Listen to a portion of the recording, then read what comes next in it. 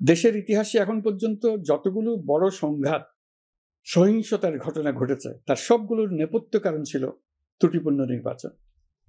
ত্রুটিপূর্ণ নির্বাচনের মধ্য দিয়ে কোনো দল যদি গায়ের জোরে নির্বাচিত হয়ে ক্ষমতায় আসে, তার চূড়ান্ত পরিণতি কি তার জুলাই অভ্যুত্থান আমাদের দেখিয়ে দিয়েছে।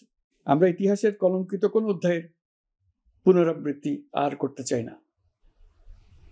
আপনারা প্রত্যেকেই অবগত আছেন, একটা গোষ্ঠী নির্বাচনকে বাধাগ্রস্ত করার জন্য উন্মুখ হয়ে আছে।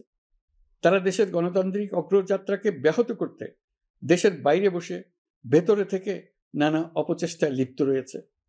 আমাদেরকে অবশ্যই খেয়াল রাখতে হবে তারা যেন নির্বাচনকে সংঘাতময় করে তোলার কোনো রকমের সুযোগ না পায়। মাথায় রাখবেন, পরাজিত শক্তি নির্বাচনের আগ পর্যন্ত বারবার মাথাচাড়া দিয়ে ওঠার চেষ্টা করবে, কিন্তু একটি অবাধ, সুষ্ঠু, নিরপেক্ষ নির্বাচন সফলভাবে আয়োজন করা গেলে অপশক্তির পরাজয় চূড়ান্ত হবে। নির্বাচন সংক্রান্ত বিষয়ে প্রতিনিয়ত পরামর্শ নেওয়ার জন্য আমরা প্রযুক্তির সাহায্য নেব।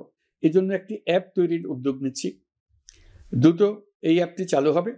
আপনারা আপনাদের সকল পরামর্শ, সকল মতামত, সকল আশঙ্কা এবং উদ্যোগের কথা এই অ্যাপের মাধ্যমে আমাদেরকে জানাবেন।